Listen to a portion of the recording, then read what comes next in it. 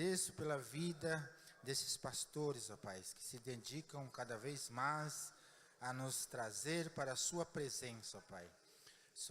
Derrame sua bênção agora na vida do pastor Tinoco, que ele possa nos abençoar mais uma vez, sendo usado por Ti e nos resgatando do monturo, nos abrindo os nossos olhos, tirando nossas escamas, ó Pai, que o nosso coração agora esteja totalmente aberto e conectado somente naquilo que vamos ouvir, ó Pai. E que sairemos daqui abençoados e renovados, Senhor, e que o Senhor derrame toda bênção sobre a vida dele, ó Pai. Em nome de Jesus, amém e amém. Oh, aleluia! Geração de homens imbatíveis, homens de Deus e para Deus. Saúde e paz seja cada um de vós, amém? Por favor, tomem assentos, porque já adoramos, já cantamos, já ofertamos. Agora vamos ouvir o que Deus, a porção de Deus para nós. Antes de mais nada, quero louvar a Deus pelo privilégio de estar convosco. Quero agradecer ao meu querido amigo e príncipe desta igreja, nobre pastor Rubens. E ele errou nas contas, porque já faz tanto tempo. Mas a primeira vez que eu cheguei em Ferraz, ele estava. E a primeira vez que eu cheguei em Ferraz foi em 96. Portanto, 21 anos. Eu ainda era pastor na Amazônia, quando indicado por um amigo pastor de Mogi das Cruzes, eu fui recebido na Coerp pela primeira vez em 96. Eu me alegro, porque de alguma forma Deus me trouxe aqui para misturar e escrever a história do meu ministério junto à história da igreja em Ferraz. Nesses 21 anos que aqui venho, tive o privilégio de estar em grandes momentos de Deus aqui, em algumas denominações que aceitaram e receberam o meu ministério de bom grado. Vi muitas lideranças nascerem, vi Deus estabelecer igrejas, dentre elas a Cia Viva.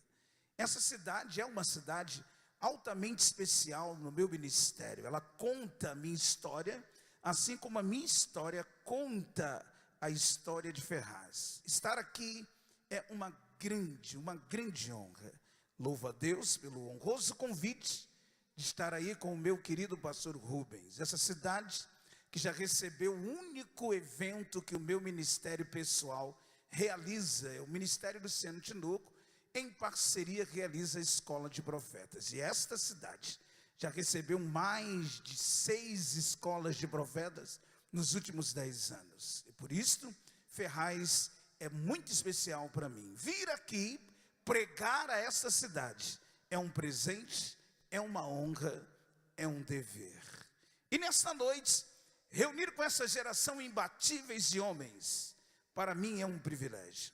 Dizia no início da programação o pastor Rubens, como é difícil reunir homens. Poderíamos aqui enumerar vários fatores dos quais revelam esta dificuldade, mas sem ser carola e ser aquele que espiritualiza tudo, não tenho nenhuma dúvida que a grande dificuldade de reunir homens é espiritual. Ora, por quê? Porque o diabo sabe o valor e o propósito para cada um. As mulheres se reúnem com mais facilidades. Sim, porque elas são importantes. Sim, porque elas são alicerces da igreja. Sim, porque elas são mais sensíveis. Sim, porque elas são mais dedicadas. Mas o diabo sabe que quando vai haver uma reunião de homens, Deus vai estabelecer governos, Deus vai estabelecer liderança, Deus vai estabelecer mover. E não há nenhum lugar na Bíblia que Deus não comece uma grande obra sem que antes ele reunisse homens. Queridos, é fato. Ele é poderoso para usar as mulheres e tem usado com grande poder.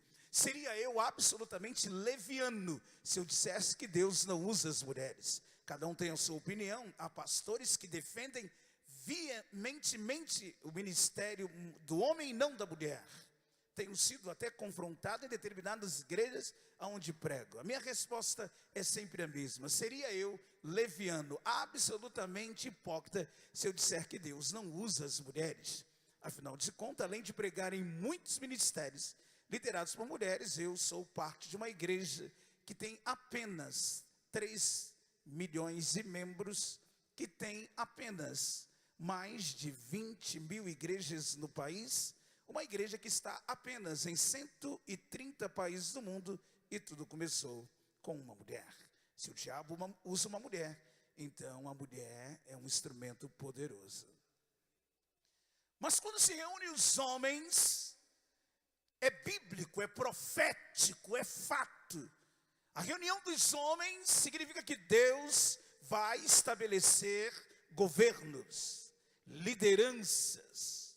Deus vai estabelecer comando, porque aos homens de bom grado, Deus escolheu para governar. Antes de prosseguir na palavra, quero louvar a Deus pela vida de todas as igrejas aqui representadas junto à nossa Cia Viva. Quero me dirigir ao pastor Edson em nome de todos os outros pastores que enviaram os seus homens. Pastor Edson, um nobre líder, ousado, atrevido, audacioso, adorador, líder diferenciado, por quem tenho aprendido ao longo dos anos, respeitá-lo e admirá-lo. Pastor Edson, que bom tê-lo aqui, junto com a equipe, lembrando que o mês que vem é o grande congresso de princípios e estaremos juntos. Trago comigo, convidado do pastor Rubens, mas também meu convidado, porque mora na minha cidade, trago comigo meu intercessor, meu abençoador, meu auxiliar, Rubenilson. Rubenilson, bem conhecido de Ferraz, um grande corretor, mas é um grande homem de Deus. Tenho tido a alegria de ter nele a confiança de ser meu intercessor, de ser meu abençoador. E é com muita honra que nesta noite eu trago comigo, mesmo sendo convidado pelo príncipe da igreja, é legítimo, mas é meu vizinho e por isso está aqui. Homens de Deus e para Deus. Quantos de vocês podem repetir isso? Digam, homens de Deus e para Deus. O tema é absolutamente recorrente. O tema é gritante, porque grita por uma grande necessidade nos dias de hoje. É fato, e isto é incontestável.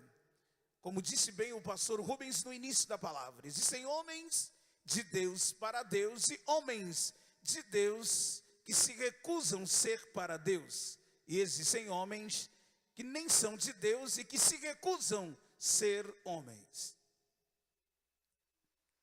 O Criador, ao criar o homem, ele deu ao homem, à criatura, importantes funções sobre a terra. Quando Deus criou Adão e plantou o jardim e o colocou no Éden, Deus deu a ele 2 missões. Deus disse: você vai cuidar e vai lavrar. Essa palavra dirigida de Deus a Adão torna-se, na verdade, o piloto, a base do propósito de Deus para o homem na terra. Cuidar, proteger, administrar, liderar e guardar. Cuidar e guardar é a mesma coisa.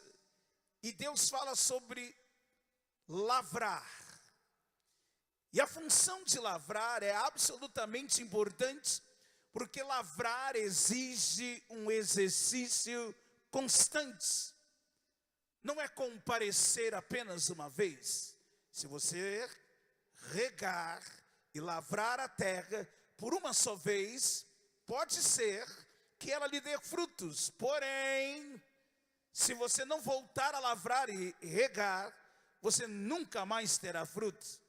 Pois o lavrar, o regar, é um exercício constante em determinadas plantas, diário. Quando o homem se dá conta da sua função, quando o homem se dá conta da sua importância, logo ele se torna um homem de Deus e para Deus.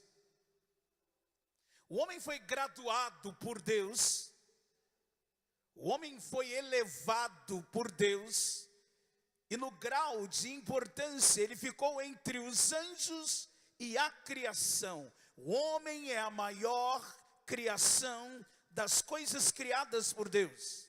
Quando Elohim, que quer dizer o Deus que cria, criou o homem e criou tudo mais, o texto diz que Deus fez o homem um pouco menor que os anjos.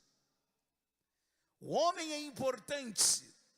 Deus criou o homem para ele e dele, com funções que influenciarão não só a vida na terra, mas o futuro das gerações.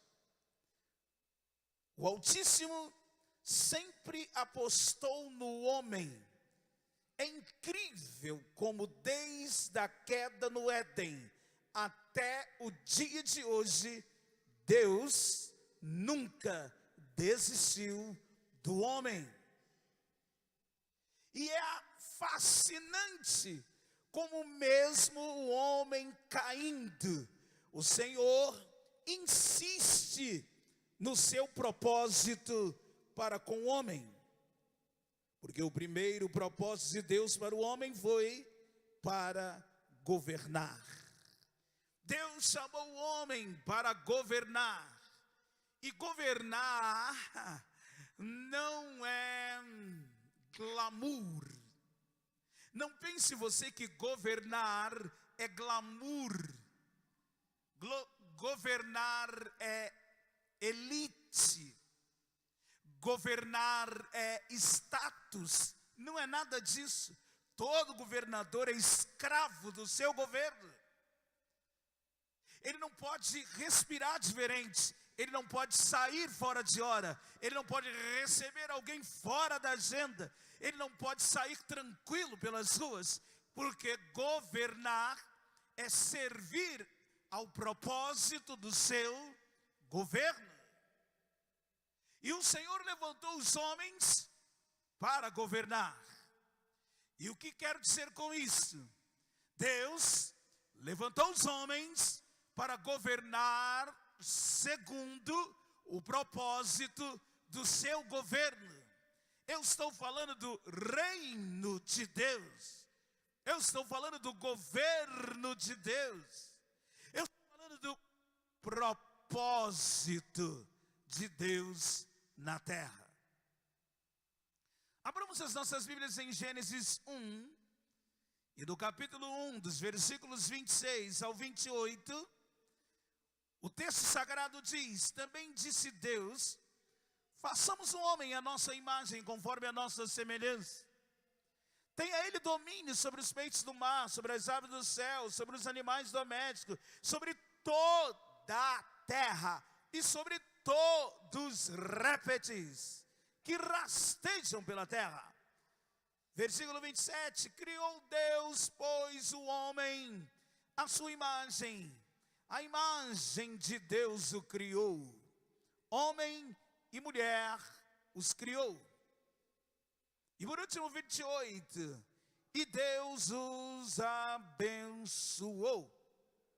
E diz isso: sede férteis, fecundos, multiplicai-vos, enchei a terra, sujeitai-a, domine sobre os peixes do mar, sobre as aves do céu, sobre todo animal que rasteja pela terra. Observem, queridos, que na criação do homem, A palavra domínio, que quer dizer governa, porque um dominador é um governador é um dominador, ela é inserida no contexto, no propósito original da criação do homem.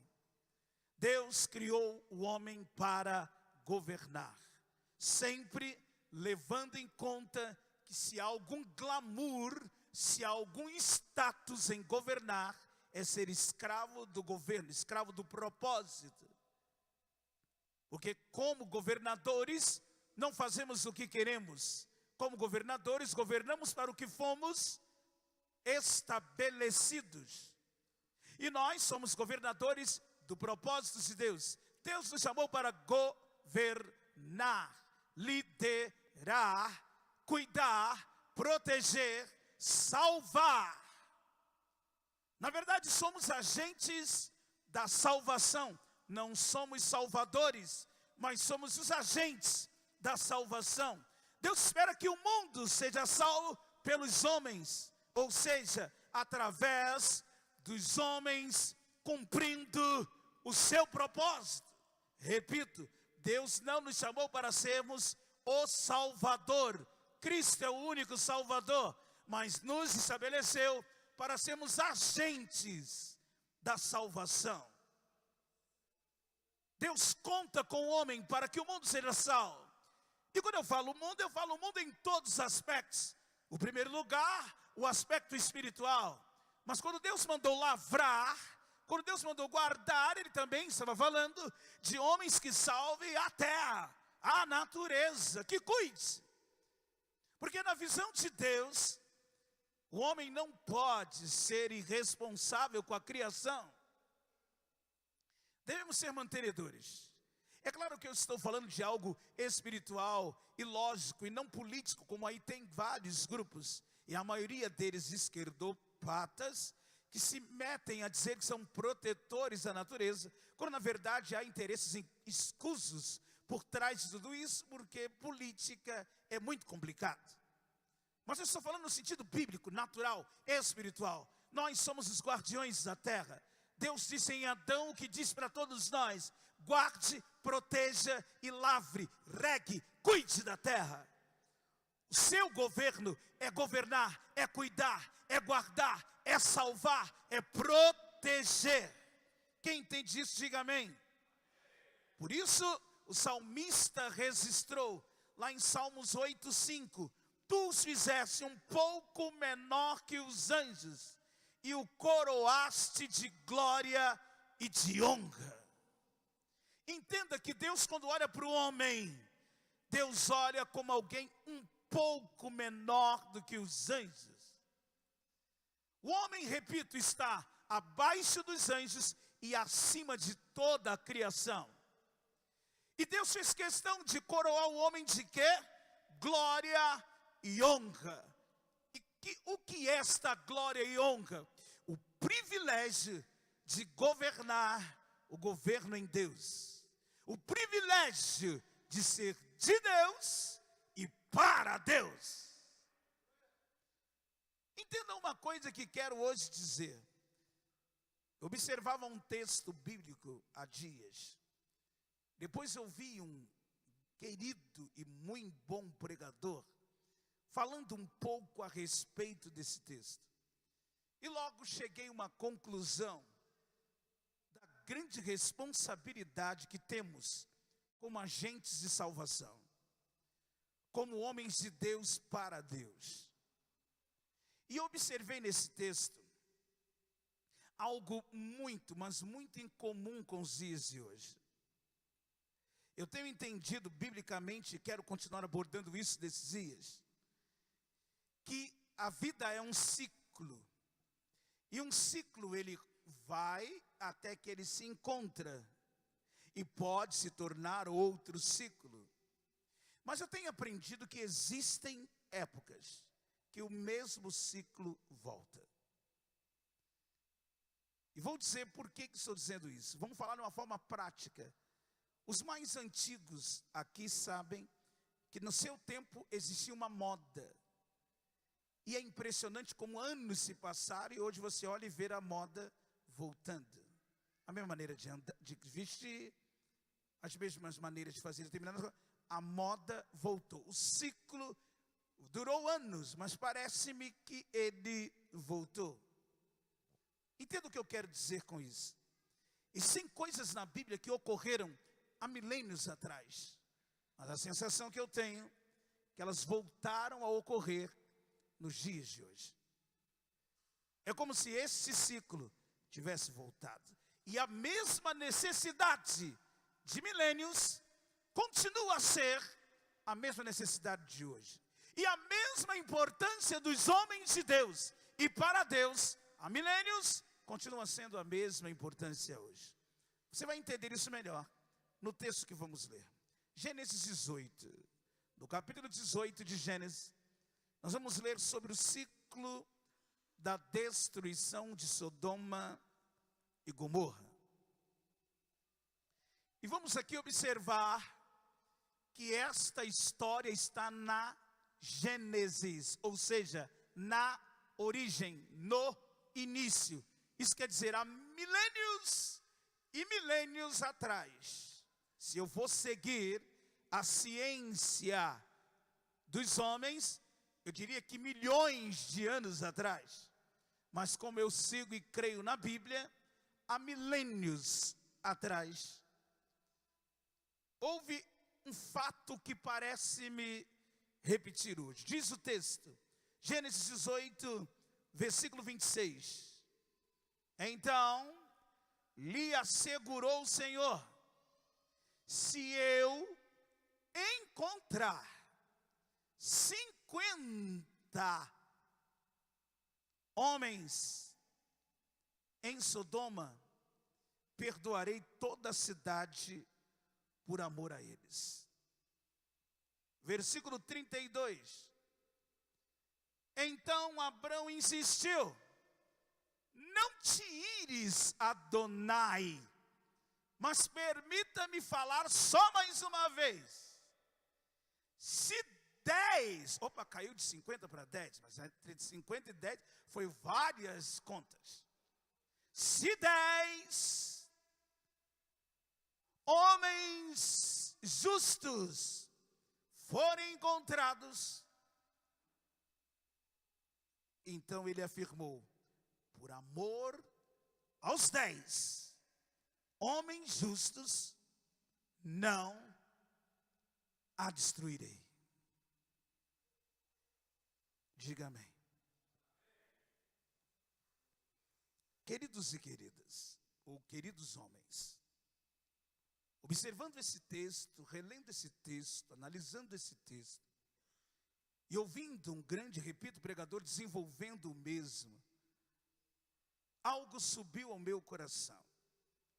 E logo eu pude entender com clareza. Durante muito tempo eu preguei exaustivamente na igreja os sermões duros sobre Sodoma e Gomorra. E eu disse que Sodoma e Gomorra foi destruída por causa do pecado da lascívia. Porque em Sodoma, sim, a Bíblia conta que a sociedade de Sodoma e Gomorra queriam estuprar anjos que Abraão recebeu. Sodoma e Gomorra era realmente uma cidade lasciva, promíscua, imunda. Uma cidade absolutamente pecaminosa. E subentende-se que por causa do seu pecado, Deus a destruiria. E por isso, Deus destruiu Sodoma e Gomorra por causa do pecado. Durante décadas eu preguei isso. Mas o dia em que eu li com calma, que eu analisei, e que eu pude ouvir outras fontes, logo eu entendi que havia um erro na minha colocação. Eu aprendi que Deus não destruiu Sodoma e Gomorra por causa do pecado. Deus destruiu Sodoma e Gomorra por causa da falta de santidade. A ausência de pessoas de Deus, a ausência de homens justos foi a causa da destruição. Como que eu estou dizendo isso? Porque o último versículo que nós lemos deixa muito claro. Se tivesse 10, Deus afirmou, Deus garantiu: eu não vou destruir. Tudo começou com 50, caiu para 45, depois foi para 30. Olha que esse Abraão lutou, hein? Deus disse a Abraão: eu vou detonar e vou riscar do mapa Sodoma e Gomorra. Abraão se colocou entre Deus e a sentença e apresentou razões, porque a Bíblia nos fala que Deus nos permite apresentar as nossas razões, quando cabe recurso, é claro. Existem erros que não cabem recurso. Qual é o erro que não cabe recurso? Vou dizer dois particulares. O primeiro é o pecado contra o Espírito Santo. O segundo é a colheita. Não há oração que mude colheita. Não há profeta que intervenha em colheita. Não há consagração que mude a colheita.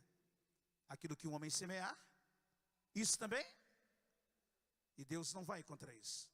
Nem Deus e nem o diabo. Se você plantou, você vai colher. Mas Deus me perdoa. Perdão não anula colheita. Mas Deus não tem misericórdia. Misericórdia não anula colheita. Quantas vezes você ouviu dizer de homens que estupraram, mataram e roubaram e se converteram na cadeia? Não tenho dúvida do quanto lá é o lugar mais propício para a salvação. Jesus tem alcançado piores homens da terra no meio da prisão. Mas quando eles se convertem e são sinceros, Deus os perdoa. Mas eles continuam presos.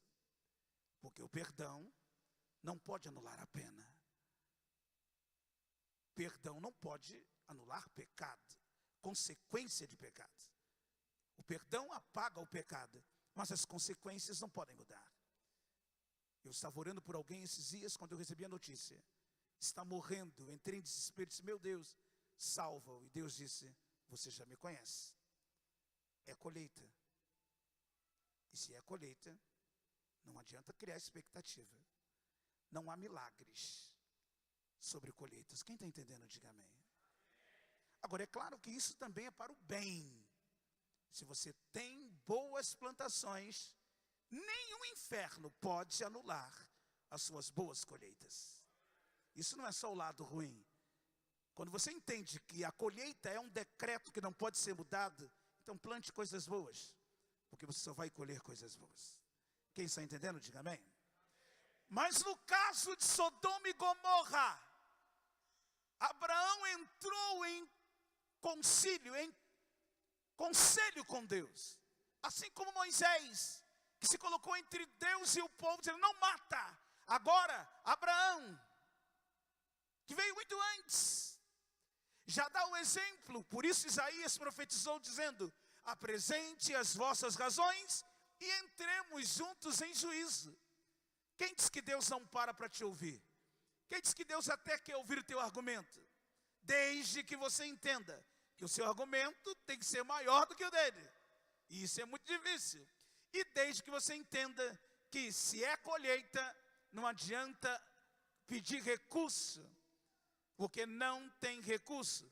E se é pecado contra o Espírito Santo, você nem vai. Por que o pecado contra o Espírito Santo não tem perdão?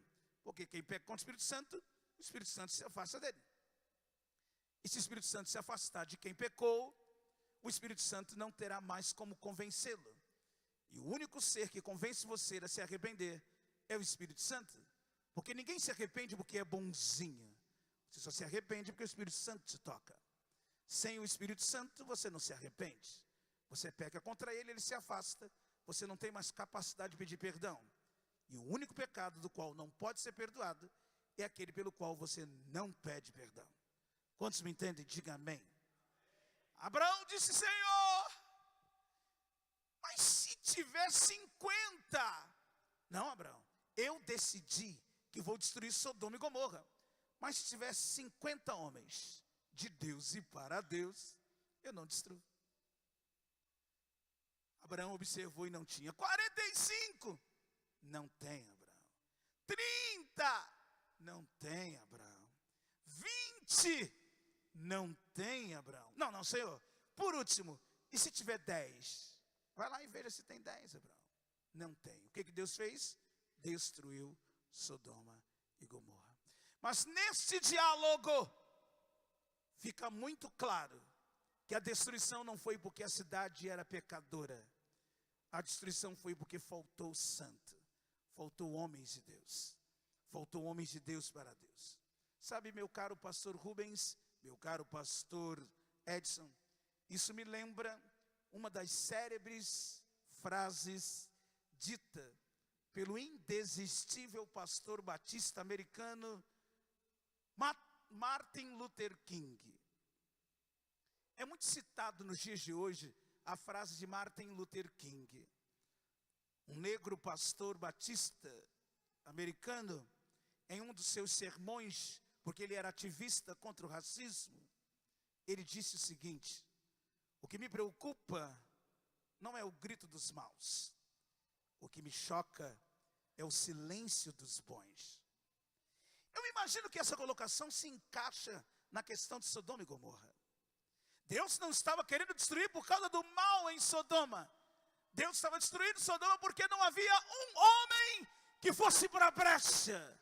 Não havia um homem que assumisse a responsabilidade, que fosse pregar a santidade, que fosse encarar o pecado, que fosse ser, sim, um legítimo agente de Deus. Agora traga isso para os dias de hoje. O que nós estamos vivendo hoje? O ciclo de Sodoma e Gomorra. Se é que posso comparar, porque acho que vai além. Estamos vivendo hoje ataques francos à família. Estamos vendo hoje ataques tenebrosos à sociedade. E o que é mais terrível, o diabo agora apontou e mirou nas criancinhas. O ataque agora é para arrebentar com as crianças. Então Deus está olhando e alguém diz: Senhor, tem misericórdia, Senhor, faça alguma coisa. Ei, Deus não está preocupado com os ataques contra a família, porque isso pode ser resolvido. O que Deus está esperando é onde estão os homens de Deus e para Deus. É agora que Deus está à procura dos homens de Deus para Deus. Levante-se contra a família, já estava previsto. O diabo querendo destruir famílias estava previsto. O diabo querendo matar as crianças estava previsto. O que Deus está esperando é: aonde estão os meus homens, meus e para mim? Vão ficar calados, não vão agir na sua geração, não vão chamar os seus filhos e vão sentar, não vão ensinar o caminho que deve andar, não vão cortar o que tem que cortar. Não se negocia com o pecado, não se negocia com o erro. Está na hora de pregar a verdade. Só existe uma forma de desconstruir tudo isso: assumindo o costume do povo judeu. O povo judeu leva ao pé da letra a ordem que diz lá no começo, nos livros das leis. Deus disse a Moisés: diga para o povo judeu que todo pai se assentará à mesa todo dia e ensinará o caminho aos filhos. Esse hábito ele é tão legítimo em Israel que todo filho de judeu, aos 12 anos, ele conhece a Bíblia de trás para frente, de frente para trás. Por isso, aos 12 anos, ele já é um homem. Então ele é apresentado à sociedade no Bar Mitzvah. Bar Mitzvah, Bar quer dizer filho, Mitzvah quer dizer lei. Então ele é apresentado como filho da lei. Por isso em Israel, se você chegar lá, você encontra exército. Um exército bem armado e bem treinado, com jovens de apenas 15 anos. Por isso, qualquer país do mundo que quer aprender sobre defesa e sobre guerra tem que aprender com o exército israelense. Eles são especialistas em defender, em proteger. Eles protegem tanto que o mundo globalizou, o mundo capitalizou, mas o povo hebreu fala hebraico desde quando nasceram. Eles não aceitam influências de fora, porque lá tudo é passado de pai para filho, de filho para outro filho, de filho para outro filho. Deus encontra lá homens dele e para ele. E você, homem, qual é o seu papel? Qual é a sua figura nessa história toda? Deus não destruiu Sodoma e Gomorra por causa do pecado, mas destruiu porque faltava homens justos. Não tinha 50, não tinha 45, não tinha 30, não tinha 10. Mas eu oro e tenho certeza que após esse congresso, quando Deus olhar para Ferraz, e Deus disser, eu não tenho nada contra Ferraz, porque eu encontro homens que oram, homens que pregam, homens que me servem, homens meus e para mim. Aleluia! Na carta de Paulo aos Romanos, caminhando para o fim, na carta de Paulo aos Romanos, capítulo 5, é preciso lermos isso. Aos Romanos, capítulo 5. Aos Romanos, capítulo 5, versículo 12. Concluindo da mesma forma como o pecador ingressou no mundo por meio... Repito, versículo 12. Concluindo, da mesma forma como o pecado ingressou no mundo por meio de um homem, e pelo pecado a morte, assim também a morte foi legada a todos os seres humanos, porquanto todos pecaram. Versículo 14. No entanto, a morte reinou desde a época de Adão até os dias de Moisés, mesmo sobre aqueles que não cometeram pecado semelhante à desobediência de Adão, o qual era uma prefiguração daquele que haveria de vir. Versículo 17. Pois, se pela transgressão de um homem a morte reinou por meio desse, muito mais os que recebem da transbordante provisão da graça e do dom da justiça reinarão em vida por intermédio de um único homem chamado Yeshua HaMashiach. O homem caiu no Éden, mas Jesus o levantou no Calvário. Deus sempre procurará um homem para estabelecer um novo governo. Deus sempre levantará um homem para mudar a história de perdição. Deus esperava encontrar homens para mudar Sodoma. Como o mundo estava em pecado, então Deus enviou o homem. Porque o homem caiu no Éden, mas Deus não desistiu. E enviou seu filho e levantou o homem na cruz do Calvário. O pecado de Adão amaldiçoou a terra, mas o perdão na cruz, com Cristo, restaurou toda a face da terra. Homens, eu termino dizendo, vocês são a matriz de Deus para a solução do mundo. Deus quer sempre usar um homem. Deus tem sempre um plano de salvação de alguém, de salvação de uma situação, de uma mudança de algo através de homens.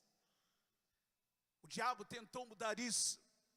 Quando o diabo convenceu a serpente, que seduziu a Eva, que convenceu Adão, quando o homem caiu, você não tem noção do prazer que o diabo teve.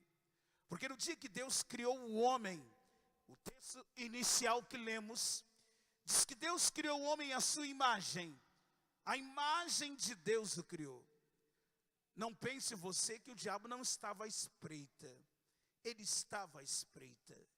Ele assistiu à formação do pó, à criação do homem. Ele viu Deus fazer no homem o que não fez com ele. O diabo foi deposto. Ele viu Deus dar ao homem o seu fôlego de vida. Quando Deus soprou sobre o homem, tirou algo de dentro dele, colocou dentro do homem. O diabo disse, como eu posso suportar isso? Eu não posso suportar, Deus deu para o homem o que nunca me deu. Então ele apostou, eu vou fazer Deus ficar envergonhado. Como ele tentou fazer com Jó. Viste meu servo Jó? Mas também Deus, o cara tem tudo, por isso que ele te louva. Deus disse, Satanás, acho que você não entendeu. Jó não tem tudo porque me serve. Ele me serve porque tem, ele não me serve porque tem tudo. Ele tem tudo porque ele me serve. Pode tirar que eu vou te provar isso. Então o diabo está sempre apostando contra o homem. Ele vai sempre apostar em você, para que você seja sempre um fracassado, um pai negligente, um marido sem nenhuma expressão. O diabo vai sempre trabalhar para que você seja um pobre coitado, um jogado na sarjeta, um desacreditado, um sem profissão, um sem ninguém. Mas sabe por que ele vai fazer isso?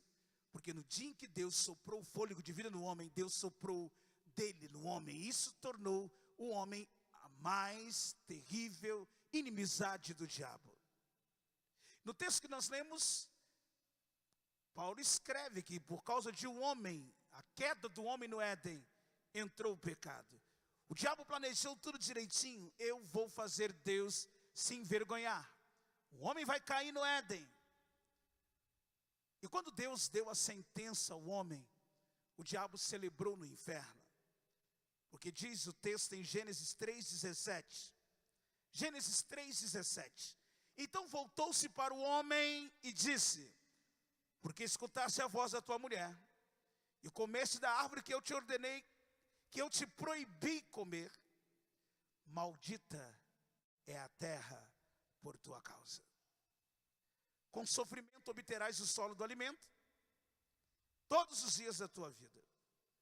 Essa palavra maldita é a terra por tua causa é uma palavra pesada. Mas toda a terra foi amaldiçoada por causa da queda do homem. Porque o homem é a matriz, o homem é a base. Quando Deus planeja algo grandioso, Ele pensa em abençoar e usar um homem. Porque o homem foi criado à sua imagem, como a sua imagem foi criada. Porque o homem recebeu o fôlego de vida de Deus. Porque o homem é um pouquinho abaixo dos anjos. Porque o homem é alguém com quem Deus não desiste e pretende sempre usar. Mas agora o homem cai no Éden. E a terra é amaldiçoada por causa da queda do homem. Mas Deus não desiste do homem. Deus não para aí. O homem cai, mas Deus o levanta. O primeiro Adão falhou, mas o segundo restabeleceu a ordem. O mesmo sonho, o mesmo projeto, a mesma paixão que Deus tinha. Tudo que Deus sonhou para o primeiro homem e o diabo fez cair, Jesus restaurou na cruz e Deus continua sonhando com o homem, para usá-lo como um grande homem. Mas você não pode se omitir como os homens de Sodoma. Os esquerdopatas, os militantes das teorias, ideologias anti-Deus, anti-Bíblia, anti-família, não são a grande preocupação de Deus.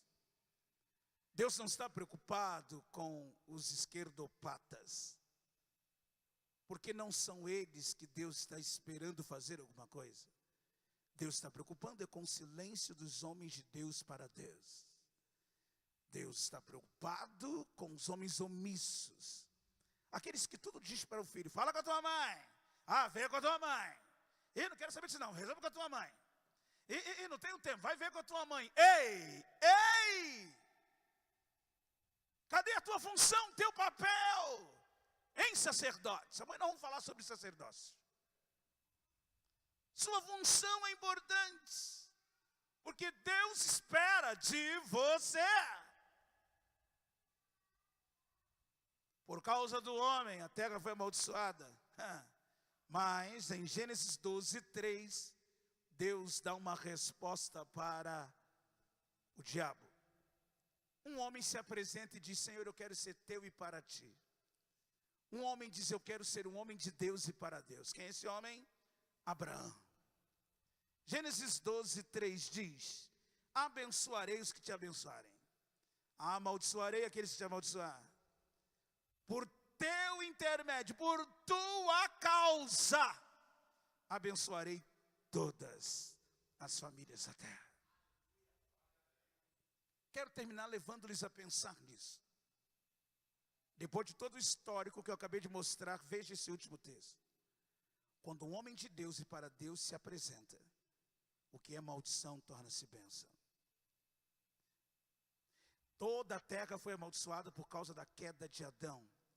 Mas quando um homem de Deus e para Deus se apresentou, Deus disse: por tua causa, toda a família será abençoada. Você é um agente de salvação. É por tua causa que as Sodomas e Gomorras não serão destruídas. É por tua causa que todas as famílias da tua terra serão abençoadas. Mas isso só vai ocorrer se você se apresentar como homem de Deus e para Deus. Vamos parar com simulações. Nós estamos vivendo uma era de simulações. O que é simulações? Diz que faz, mas não faz. Diz que dizima, mas o envelope vai vazio. Diz que oferta, mas a mão continua no bolso. Diz que é homem de Deus, mas na rua é uma lástima.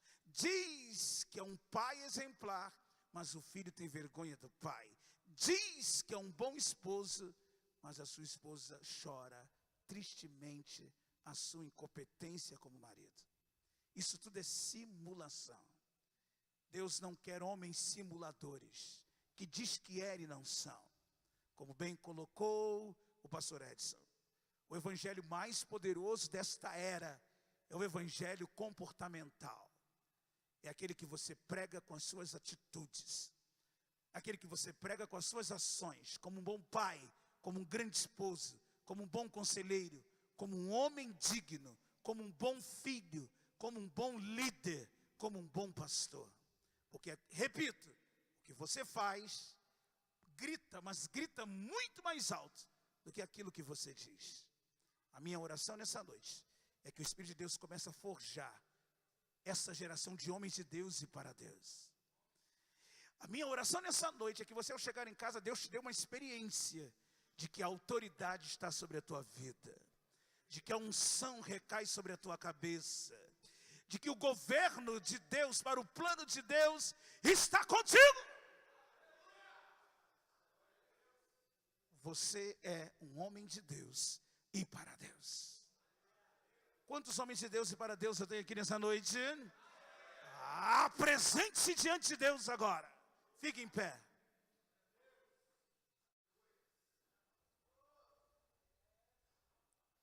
E o que é que os anjos que os fazem se prostrar?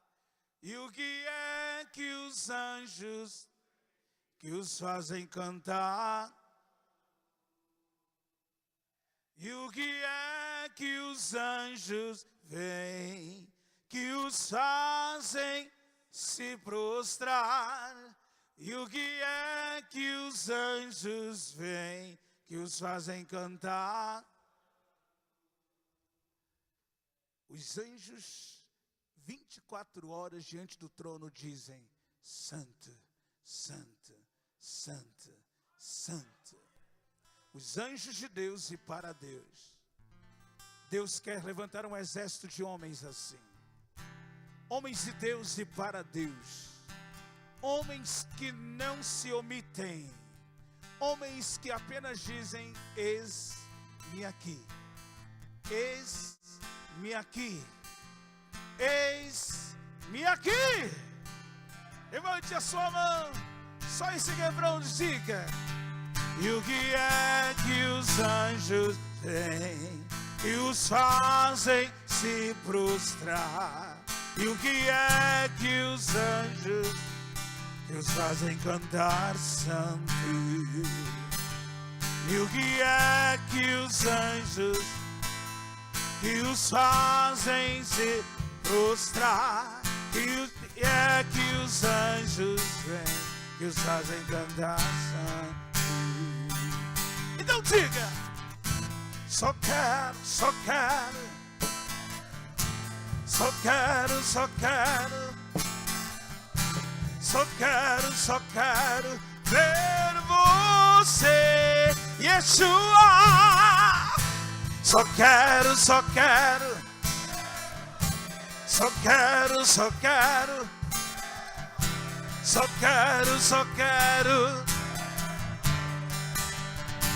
Então diga, e o que é que os anjos vêm, que os fazem? E o que é que os anjos vêm, que os fazem cantar? Junto com os anjos, diga. E o que é que os anjos vêm, que os fazem se prostrar? E o que é que os anjos vêm, que os fazem cantar? Santo. Diz, quero olhar a face do meu Criador, quero olhar na face daquele que primeiro me amou. Quantos querem contemplar? Diz, quero olhar na face, quero olhar na face daquele que primeiro amou. Só quem quer ver, diga, só quero.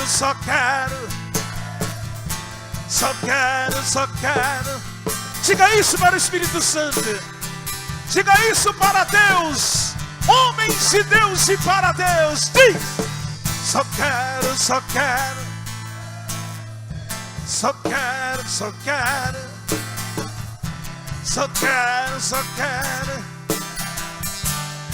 Vamos lá. Diz. E o que é que os anjos, que os fazem se prostrar? E o que é que os anjos vêm, que os fazem cantar? Santo, Ele é santo. E o que é que os anjos vêm, que os fazem se prostrar? E o que é que os anjos vêm, que os fazem cantar? Santo.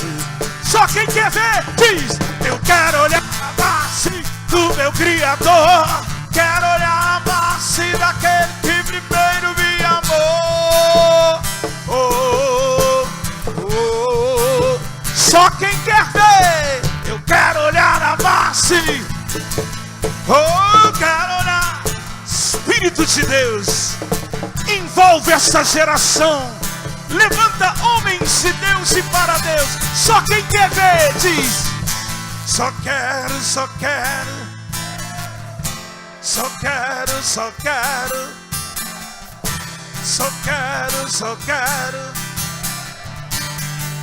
Homens de Deus e para Deus. Só quero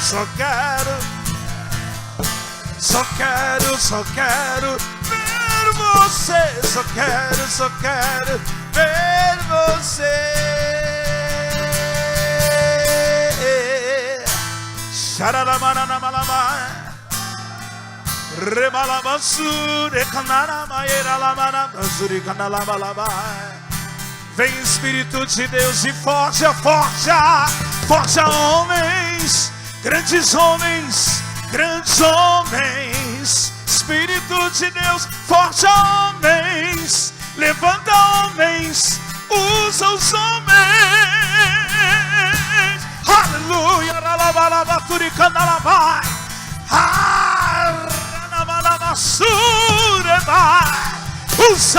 Usa os homens, levanta os homens, usa Deus. Abençoe os maridos, os esposos, ó Pai, os pais, os homens, os jovens. Levanta uma geração de homens de Deus e para Deus. Aleluia. Em nome de Jesus. Espírito Santo, seja com esses homens. Em nome de Jesus. Homens de Deus, permaneçam conectados por esses dias. Vem dias e estão próximos em que Deus te usará como nunca te usou. Deus falará através de você como nunca falou. Porque Deus achará em você um homem de Deus e para Deus. Amanhã tem mais. Aplaude ao Espírito Santo.